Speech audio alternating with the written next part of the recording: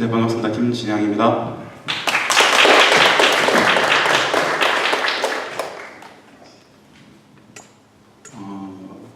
6.15 16주년 멀리서 초대해 주셔서 정말 감사드립니다. 시카고는 처음입니다. 그저께 LA에서 UCLA 한국학연구소에서 먼저 강연을 하고 어제 평화의 교회에서 두 번 강연을 했는데 멀리 내주고 서울이 아닌 한국이 아닌 미국에까지 와서 동포님들을 만나고 통일 평화 이야기들을 나눈다는 자체가 좀 새롭습니다. 강연가 여기에도 이 먼 곳에도 저희 통일 평화를 염원하는 분들이 계신다는 자체가 매우 뭐라 그럴까요? 좀 감정들이 그러네요. 전혀 예상치 못하게 선생님께서 시를 읽어주셨는데 예전의 글들입니다. 북한 통일 문제를 전공했던 학자입니다. 학자가 정말 좋은 계기가 되어가지고 참여정부에서 청와대에서 노무현 대통령님 모시고 5년간 대북 정책을 직접 수립하고 여러 많은 남북 협상의 자리에 참여했었습니다. 5년간 대북 정책을 하면서 느꼈던 생각 참 많았지만 딱 하나 있습니다. 대통령을 모시고 있는 우리들이 동욱한 대북 정책을 실질적으로 펼쳐간다는 우리들이 그걸 너무 모르는 거 아닌가? 실제로 그걸 너무 모르는 거 아닌가라는 생각을 했었습니다. 아마도 상상이 잘 안 되실 거예요. 저게 무슨 말일까? 청와대 정도 있으면은 통일부, 외교부, 국방부, 국정원, 기무사 여러 많은 대북 정보 라인들이 다 있습니다. 그 애들이 갖다 주는 여러 많은 정보들이면 뭐 충분히 그걸 알고 있지 않겠는가라는 생각들을 국민들은 합니다. 근데 이제 그게 간단치 않습니다. 실제로 잘 모릅니다. 그래서 5년간 대북 정책을 하고 나서 다시 학자 입장에 돌아가가지고 제대로 한번 그걸 그들의 민낯, 실체, 메커니즘, 구조적 작동의 과정 그걸 제대로 한번 보자 싶어서 자진해서 찍어서 교섭단 들어가서 4년간 체류하면서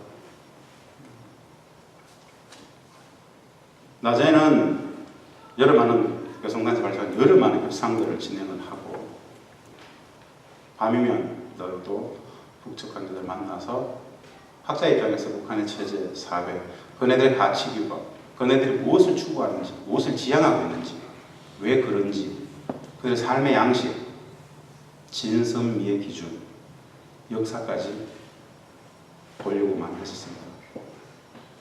우리는 북측을 얼마나 알까요? 이 자리에 계시는 여러 선생님들, 우리는 북한을 얼마나 알까요? 아니, 우리는 북한을 알까요?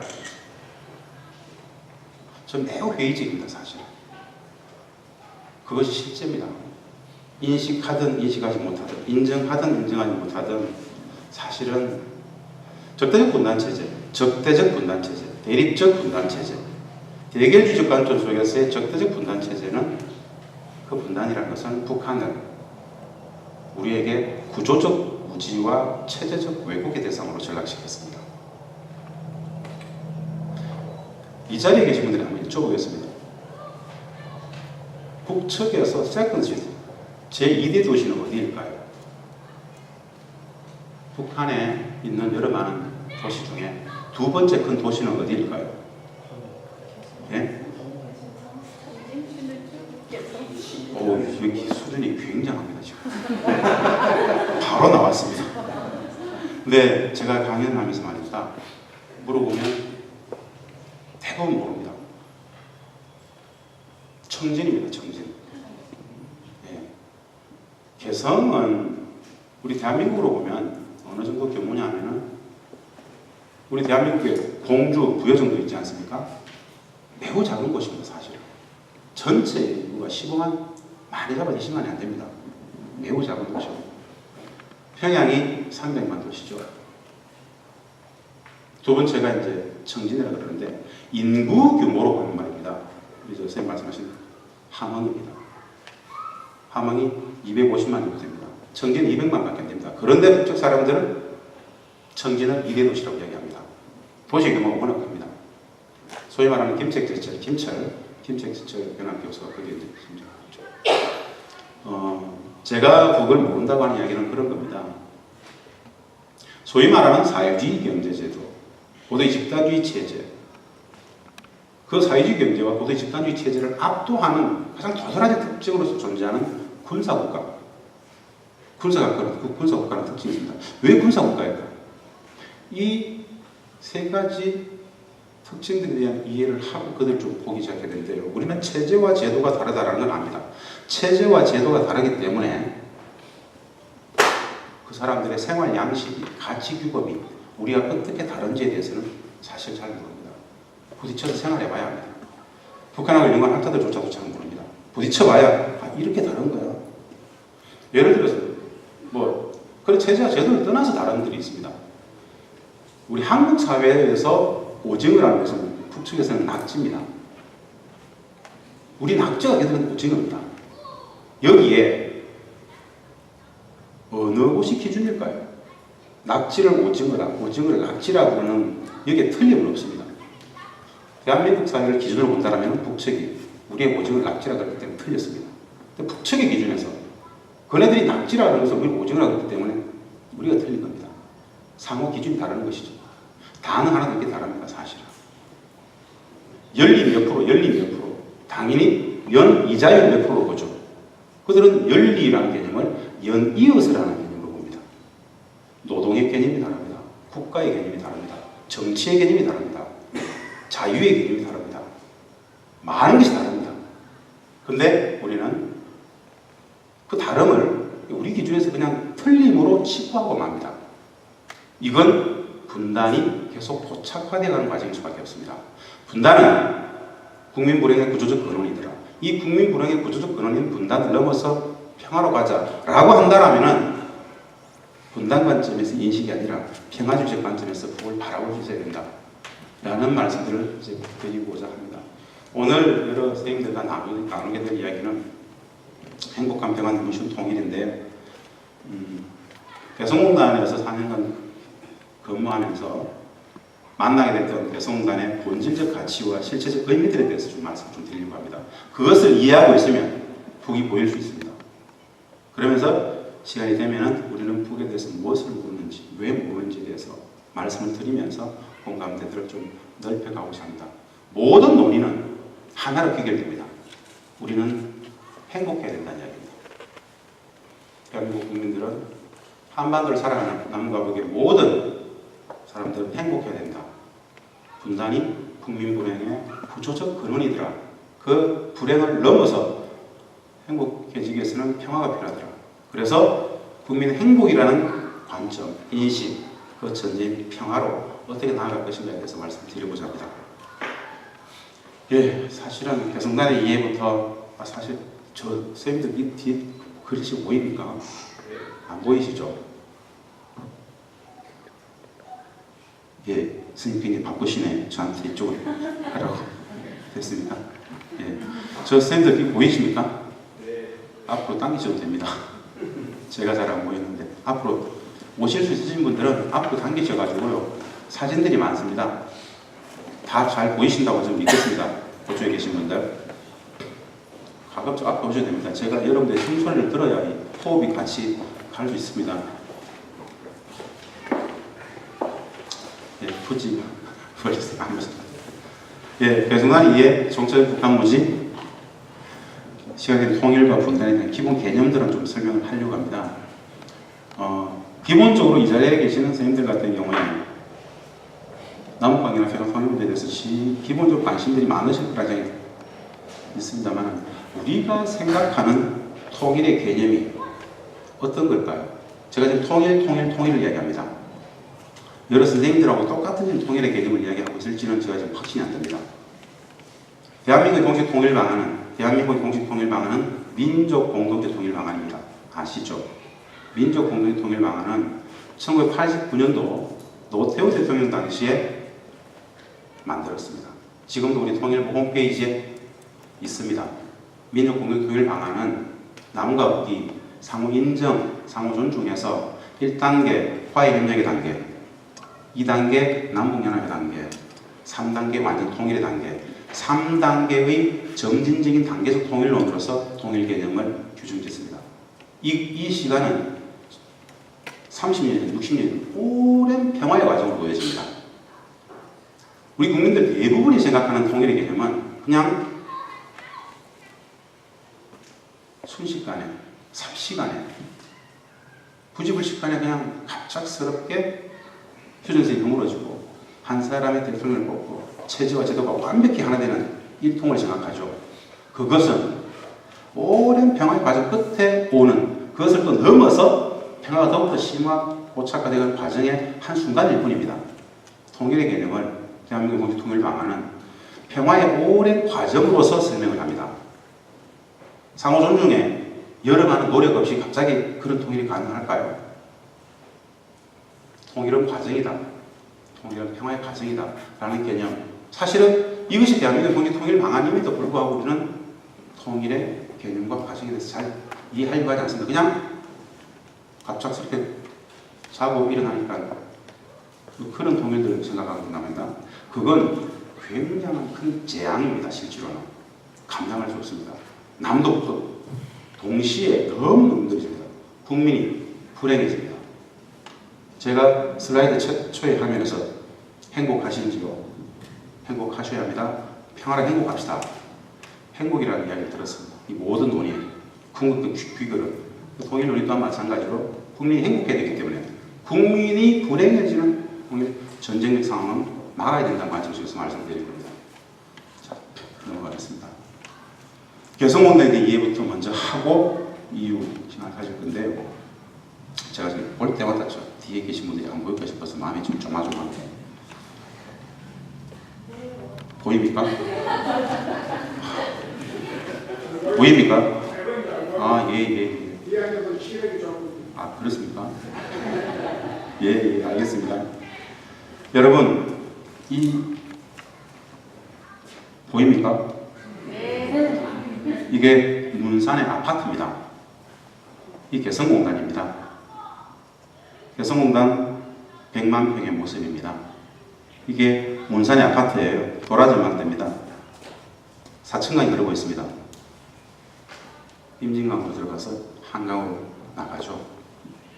여러분, 이게 개성공단 100만 평인데요. 이 개성공단은 혹시 여러분들 그 돌아가신 박완서 선생님 아시죠? 소설가 박완서 선생님. 박완서 선생님 고향이 개성입니다. 이분 많은 소설들을 보면 말입니다. 개성에 대한 이야기가 정말 많이 나옵니다. 개성공단에 근무하는 많은 사람들은 개성공단에 근무하기 때문에 개성의 역사를 이해하기 위해서 박완서 선생님의 여러 많은 소설들을 읽어봅니다. 그렇습니다. 이 사진은 개성공단의 서쪽편에 있는 진봉산에서 동쪽을 향해서 보는 내용입니다. 사진입니다. 이게 눈산인데요. 날이 맑은 날, 이 개성공단에 있는 건물 옥상에 올라가면 서울의 삼각산이 보입니다. 날이 맑은 날, 삼각산. 요즘은 북한산이라고 그러죠. 북한산이라는 이야기는 일제 때 삼각산을 없애고 북한산이라고 말을 지은 거죠. 삼각산입니다. 하여튼 근데 삼각산에서 날이 맑은 날 북측에 개성의 송악산이 보입니다. 송악산은 이 개성공단 뒤쪽에 있습니다. 그만큼 가깝습니다. 우리가 생각하는 분단은 관념 속 분단입니다. 직접 만나보면, 직접 눈을 마주하고 대화를 해보면 어떤 감정들이 일어나는지 아세요? 야, 이들과 적대하고 있나? 이들을 적대했던가? 이들을 경계했던가? 이들과 지난 60년, 70년을 반목과 질시 서로 싸움질을 하고 있었던가? 사실 눈물 납니다. 분단이 뭐예요? 분단이 뭐였을까?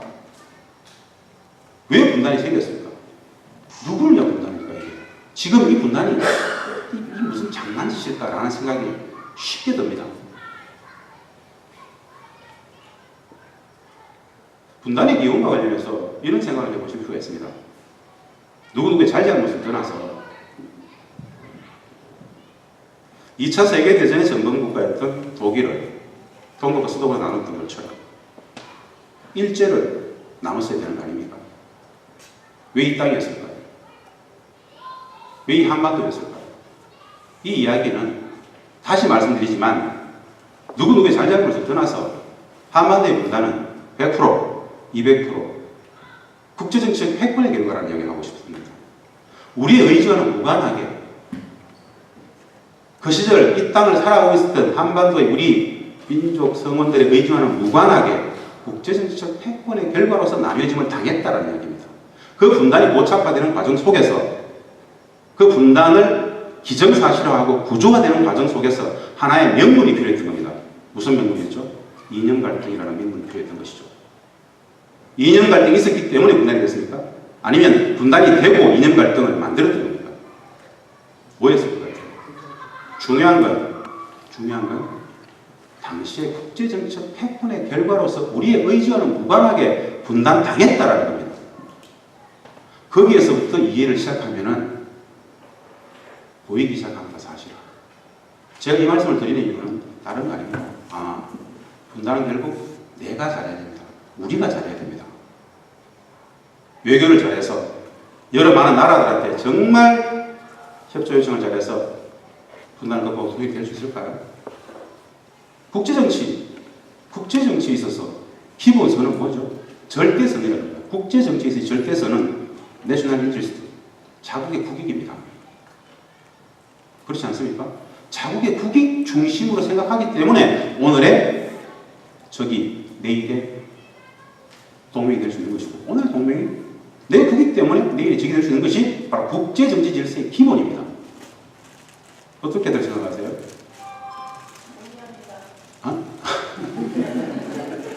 제가 어떻게 생각하시오라면 이제 질문 나가는 겁니다. 미국, 일본, 중국, 러시아, 소위 말하는 한반도를 둘러싼 이 4대 강국은 한반도의 통일을 진심으로 원할까요? 여기 계신 분 좀 이상한데.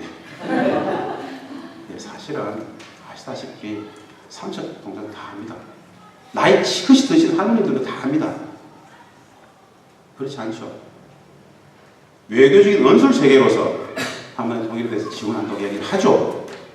중국도, 러시아도, 일본도, 미국 마찬가지입니다. 분단 상황이 그네들의 국익에 가장 철저히 부합하죠. 당연한 거 아닙니까? 그렇다면 누가 잘해야 되겠습니까? 남과 북이 잘해야 되죠. 남과 북이 정신 차려야 됩니다, 사실. 현재 분단이 남과 북의 분단된 시츄에이션, 남과 북의 분단일까요? 시츄에이션 상황일까요? 분단 상황일까요? 아니면 매일같이 확대 재생산 심화되는 유기체로서의 분단 구조일까요? 분단 구조죠. 분단 구조가 계속 유지, 확대 재생산 심화되기 위해서 무엇이 필요할까요? 적대가 필요한 것이죠. 그 분단을 넘어서 평화로 간다? 적대가 필요할까요? 기본적인 인식입니다, 실제로. 사실 굉장히 단순합니다. 분단의 기원은 그런 것입니다, 실제로. 분단의 극복은 그건 육으로 생각하면 됩니다. 우리가 잘해야 됩니다. 우리가 잘해야 됩니다. 우리가 잘하기 위해서는 기본에서 시작해야 됩니다. 무슨 기본일까요? 적대 분단 체제가 지난 70년간 왜곡, 오도시켰던 북에 대한 이해를 바르게 하는 순간 모든 건 심플해집니다. 우리는 북을 정말 모릅니다. 마찬가지로 북도 남을 모릅니다. 남과 북이, 북과 남이 서로 알려고 노력하는 과정, 적대를 넘어서 평화로 가는 과정, 동시에 이루어진다고 봅니다. 그 이야기를 드릴 겁니다. 자, 개성공단입니다. 자, 개성공단의 본질에 이제 들어갈 겁니다. 여러분, 이 개성공단 최초의 남과 북이 합의했던 개성공단은 2천만 평이었습니다. 현재 여러분들이 보시는 이 100만 평은 남과 북이 최초 합의했던 2천만 평의 20분의 1입니다.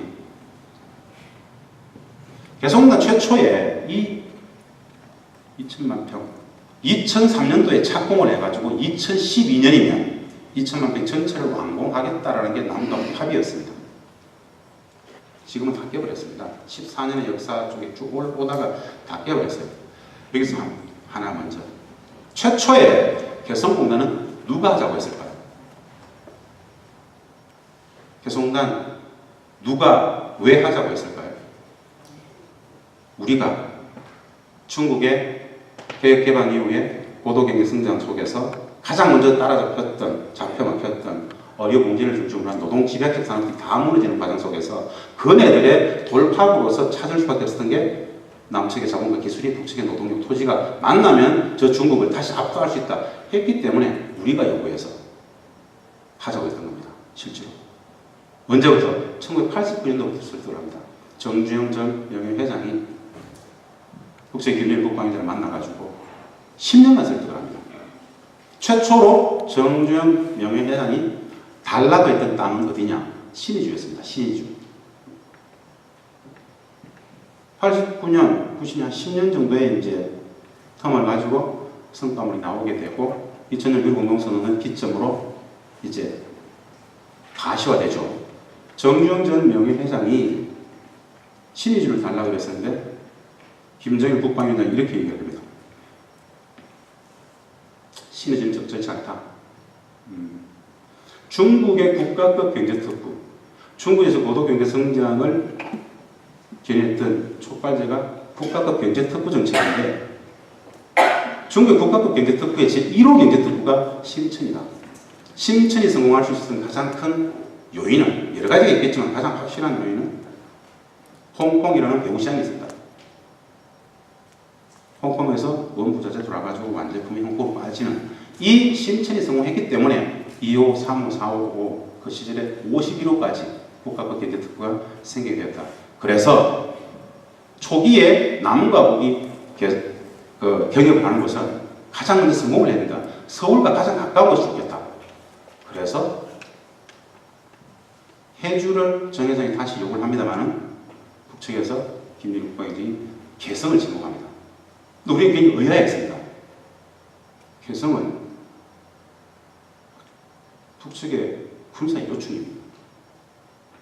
소위 말하는 우리가 요구했던 그 일대, 이 개성 일대는 말입니다. 요 개성공단 일대. 요건 100만 평입니다만 이 일대 2천만 평 이 일대는 북측의 2군단 산하에 보병사단인 6사단이 그리고 기갑사단인 64사단, 포병연대 62연대 6만의 군대가 집중 배치되어 있는 곳입니다. 우리가 그렇게 얘기했었어요. 개성이는 전부 군대 기지밖에 없고 파문군, 장풍군 어디를 이야기하는 겁니까? 지금 군대가 주장하고 있는 그곳을 공장지대로 만들고 군대는 뒤로 빼면 된다. 김정일 국방이 그렇게 얘기합니다. 우리는 무조건 받았습니다. 바로 받아야 되죠. 그 군대들, 여기 있었던 6만의 군대 기지는 5km, 10km, 15km 송악산 뒤쪽으로 물렀습니다. 그 전쟁의 군사의 기지를 평화, 경제협력의 기지로 만들어버리죠. 이것이 2003년 착공에 있을 때 있고 비화된 스토리들입니다. 개성공단의 본질적 가치와 관련해서 4가지를 이야기합니다. 평화의 가치, 경제적 가치, 그리고 안보적 가치, 4번째가 통일, 평화, 문화의 미래적 가치, 이렇게 4가지를 이야기합니다. 방금 말씀드렸던 이 이야기가 안보적 가치. 실제로 휴전선이 서부전선에 휴전선이 뒤쪽으로 10km, 15km 물러나는 그리고 남과 북의 근로자들이 함께 54,000 북측의 근로자 54,000 남측의 근로자 많을 때는 4,000명 적을 때는 1,000명이 함께 일상적으로 같이 공단을 운영하고 있었기 때문에 남도 북도 북도 남도 누구도 어떤 군사적 긴장이 에스컬레이팅 될 때도 어떻게 추가적인 액션을 취하지 못했던 물리적인 완충장치 역할을 했습니다. 안보적 가치죠. 실제로. 이게 개성공단입니다. 최초의 개성공단은 말입니다. 말씀드렸다시피 2012년도에 완성이 됐었어야 됩니다. 그런데 다들 아시다시피 당국관계가 적대적 관계로 2003년에 착공해서 4년, 5년, 6년 쭉 올라오다가 개성공단의 역사를 본다라면 가장 화려한 한 시점을 따져보라 그러면은 기업들이 돈을 쭉 올라오는 과정 속에서 2007년 10월 4일 14선언을 하고 노무현 대통령께서 평양에서 내려오는 길에 개성을 들러가지고 남과 북의 근로자들을 밤늦게 도착했습니다. 남과 북의 근로자들한테 당신들이 이 자리에 계시는 남과 북의 모든 근로자들이 통일평화문화의 미래적 가치를 만들어가는 당신들이 역사의 주인공입니다라고 이제 치사를 하고 밤늦게 서울을 복귀합니다. 그날이 개성내 근무했던 많은 사람들은 가장 영광스러웠던 하루로 이렇게 기억이 됩니다. 근데 불과 14선을 하고 2달 후에 대통령 선거 끝나고 2008년 1월, 2월 이렇게 넘어가면서 남북관계가 평화적 관계에서 대립적 관계로 바뀌어버리죠. 당국관계. 당국관계 자체가 왜곡되어버리지 않습니까? 그때부터 6.15가 부정이 되고 14가 부정이 되고 당국관계가 얼그러지면서 개성공단도 비정상의 상황으로 들어가게 됩니다. 그때부터 이제 왜곡되기 시작합니다. 최초의 개성공단은 2천만 평에 2012년도 완성해서 최소 2, 3천 개의 공장, 제조업 공장만 2, 3천 개, 영업소 한 3천 개 정도. 그리고 북측의 근로자 20만 30명, 전체 개성 전체 50만의 대도시를 만든다는 게 남과 북의 합의였습니다. 연 500억, 1000억 달러 이상을 생산합니다. 저것이 2단계, 3단계 들어갔을 때쯤 해주, 남구, 신의주로 확산한다라는 게 남과 북의 합의였었죠. 그 모든 것은 사실은 당국관계가 얼그러지면서 스톱, 동결되어 버립니다. 여러분들이 보시는 이 사진, 이 100만 평 안에도 지금 보시기에도 부지가 텅텅 비어 있죠. 이 사진은 말입니다. 이 사진은 2014년 6월달 사진입니다. 그런데 여기에 들어서 있는 건물들의 현황은 2008년 2월 상황과 똑같습니다. 2008년 2월 상황과 똑같습니다. 개성공단은 2008년 2월에 내부 정책적으로 동결되었습니다. 기존에 땅은 분양이 다 됐습니다. 그 분양받은 땅에 건물도 짓고 공장도 짓고 국적 근로자 받아가지고 생산해야 되는데 막아버리죠. 통일부에서 내부 정책적으로 우리 기업들이 건물을 못 짓게 해버리죠. 동결시켜버리죠. 사실은 당국관계가 적대적 관계로 갑자기 변해버리면서 기존의 개성공단 관련된 모든 합의들을 다 부정해버리죠. 슬픈 역사입니다. 사실. 그때부터 개성공단은 비정상의 정상화로 쭉 이어져 왔었다. 그렇게 보시면 되겠습니다. 네. 여러분, 이게 말씀드렸던 진봉산입니다. 진봉산. 하늘이 굉장히 맑습니다. 이게 제가 이 사진을 보여드리는 이유는요. 대한민국에서 우리 남쪽에서 가장 공기가 맑은 곳이 어디냐면은 설악산, 속초입니다. 1년 360일 딱 평균 해봤을 때 속초가 가장 공기가 맑다고 나옵니다. 근데 개성공단 같은 경우에 말입니다. 남쪽에 우리 환경관리공단이라든가 이쪽에서 들어와가지고 대기질, 수질 다 1년 평균 냅니다. 개성공단의 날씨 맑기라든가 이 공기의 맑기가 우리 남측의 속초만큼 맑습니다. 굉장히 맑습니다. 여러분, 공기가 맑으면 어떤 현상이 발생하는 줄 아세요? 굉장히 어려운 질문 아닌데 사람들이 공기가 맑으면 산에 가면 주로 뭘 하죠? 술을 많이 마십니다. 개성공단에 들어가면 남쪽분들이 술을 참 많이 마십니다. 공기가 맑아요. 아침에 확 깨는데요. 사실은 그것도 있지만 남북관계는 민족 내부적인 관계여서 관세 세금이 없습니다. 그래서 술이 쌉니다. 담배도 엄청나게 쌉니다. 개성공단에서는 거면 안 됩니다. 워낙 담배가 싸기 때문에 말입니다. 담배가 우리 국내 55% 정도가 세금이거든요. 그게 없어요. 그러니까 얼마나 쌉니까? 술도 반 이상이면 엄청나게 쌉니다. 그래서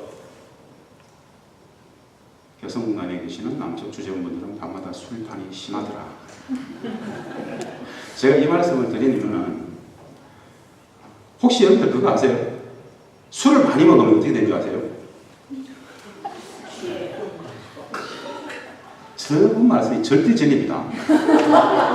제가 그 말씀을 드리고 싶은 거예요. 술을 많이 먹으면요 사람은 취합니다. 전 잘 몰랐어요. 안에 들어가 살았습니다. 제가 이 말씀 농담처럼 드린 이유가 개성공단에서 발생하는 모든 영상 업무는 우리 관련해 제 소관입니다. 우리 소관이었어요. 저기 공장을 짓고 건설 현장에 소위 말하는 우리 노가다 하시는 분들도 있고 기술자가 많이 들어오지 않습니까? 저녁에 술이 워낙 싸고 흥겹게 술을 많이 먹는단 말입니다. 반드시 술을 많이 드셨기 때문에 사고가 날 수밖에 없겠죠. 사고가 나면 북측, 우리로 치면 이렇게 경찰, 북측 보안이라고 합니다. 보안은 손 안 됩니다. 타치하지 않아요. 우리를 불러요. 알아서 빨리 하라고. 저는 평생 술 뒤치다거리는 져서 다 했던 것 같아요. 워낙 술 때문에 다 멀쩡하십니다. 저 개성공단에 대한 여러 많은 이미지 중에 술로 인해서 있었던 여러 많은 그 해프닝, 사건, 사고 가장 많습니다, 사실. 근데 그 이야기는 아름답지 못하기 때문에 말씀 안 드립니다. 이 모든 원인은 공기가 맑기 때문입니다. 긴장을 좀 이완시키는 마음에서 말씀드렸습니다. 실제로 공기가 막습니다. 술도 많이 마십니다. 이게 여성공단의 모습입니다. 요건 도라전망돼서 망원을 줌으로 당겨가지고 찍은 사진이고요. 여러분 보시는 이 사진, 이게 송악산입니다. 송악산. 근데 여러분, 북측 사람들은 말입니다. 이 송악산을 송악산이라 그러지 않습니다. 어떻게 부르냐면은, 보면 뭐 떠오르는 거 없으세요? 산을 보니까 어떤 생각이 드세요? 예. 오마니가 누워있는 모습입니다. 손을 가지런히 배에 딱 얹어가지고, 이게 눈, 코, 얼굴이고요. 딱 누워있는 모습인데, 정말 계속 봐서 딱 나옵니다. 딱 누워있는. 이 뒤쪽은 머리를 말입니다. 쫙 늘어뜨려 있습니다. 북측 사람들은 저 송악산을 부를 때 오마니산이라고 합니다. 어미산이라고 그러기도 하고요. 오마니산. 근데 다 이렇게 이야기합니다. 이 산을 설명할 때 제가 제일 많이 들었던 이야기예요. 제 부서에도 국제 여직원들이 있었고 남자친구들이 있으니까 부장 선생님, 저 오마니가 이게 지금 애를 임신했다고 지금 이야기를 해요. 애를 가졌다고 그래요. 부장 선생님, 저 오마니가 애를 출산을 해야 족이 통일된답니다. 이렇게 이야기를 해요. 근데 이 말을 그 여직원만 하는 게 아니라 다 그렇게 이야기해요. 내가 너네들은 꼭 그렇게 해야 되겠냐? 통일이 되겠어? 그래서 제왕결을 해야 되는 거 아닌가? 올라가서 야 빨리 땡기자. 통일이 해야 되냐 했겠어? 근데 이 말씀을 제가 왜 드리냐면은 누구나 다 그렇게 이야기해요. 누구나 다. 통일 문제에 대해서 그들은 일상적입니다. 일상적입니다. 우리는 잘 몰라요. 왜 그럴까? 왜 그들 그렇게 절박하게 통일을 진심으로 얘기할까? 실제 진심으로 얘기합니다. 가식 없이. 모든 문제의 근원이 분단이 있다고 봅니다. 그들이 그 힘겨움도 모든 것이 분단이 있다고 봅니다. 통일 얘기하죠. 그래서 이것조차도 저 오마니의 애를 낳아야 통일된다고 할 정도로 이야기를 하더라라는 말씀을 드립니다. 북측 근로자들 54,000명이 근무합니다.